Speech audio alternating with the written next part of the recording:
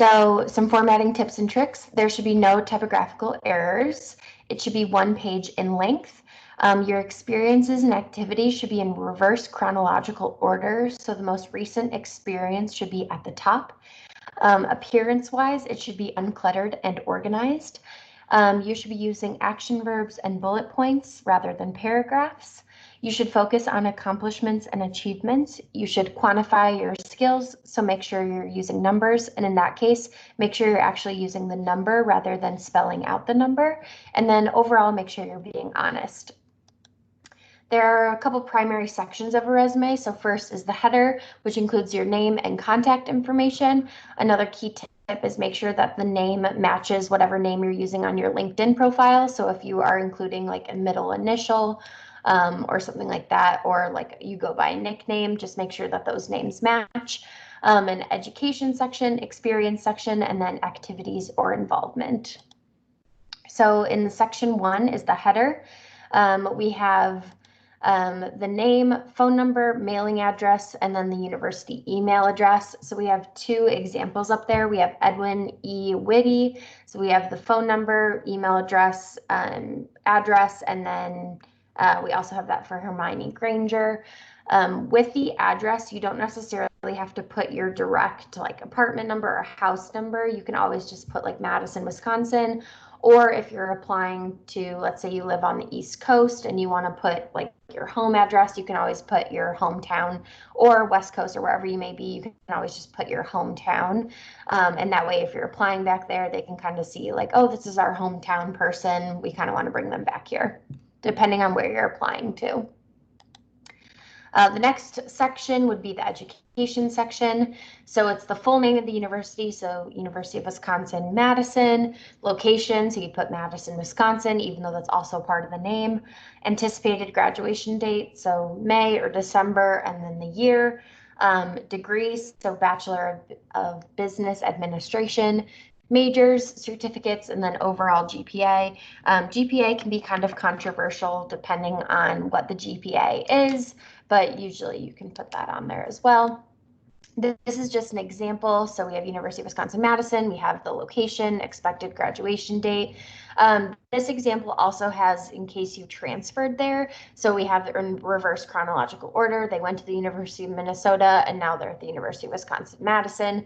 So if you were a transfer, you'd still put your GPA on there, and then what you studied at your past university, still put the location and the date on there as well. The next section would be experience and activities. So these can include seasonal and part-time employment, paid or unpaid internships, future internships, course projects and academic research, leadership in campus organizations, volunteer and community service opportunities. So this is kind of how you'd structure those experiences. So this is just an example. So the organization would be the Wisconsin BBA program. The title would be Career Peer Advisor or whatever your position is. Location, we still have formatting wise, and then the dates you were there. And then obviously we have the bullet points. So this is an example from Goldman Sachs. This is also an example of if you were an incoming investment banking analyst or an incoming position as well. So we have the organization name, which is Goldman Sachs. We have the, what do we call it? The title, which is the investment banking summer analyst. We have the location, which is New York, New York. And then we also have the dates on there as well. Then we have the bullet points, which are down there.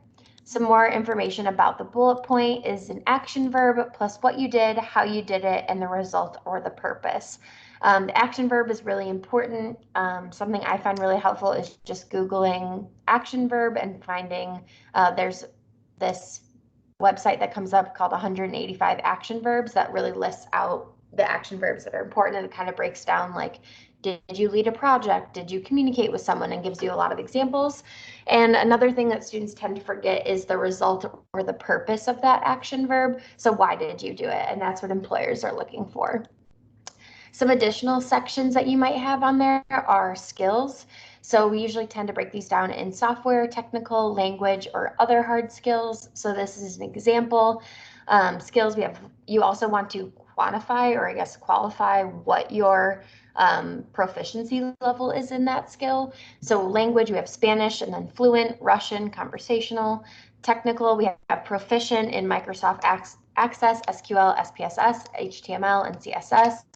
I would assume that this person is proficient in all of those since they didn't, separate those at all.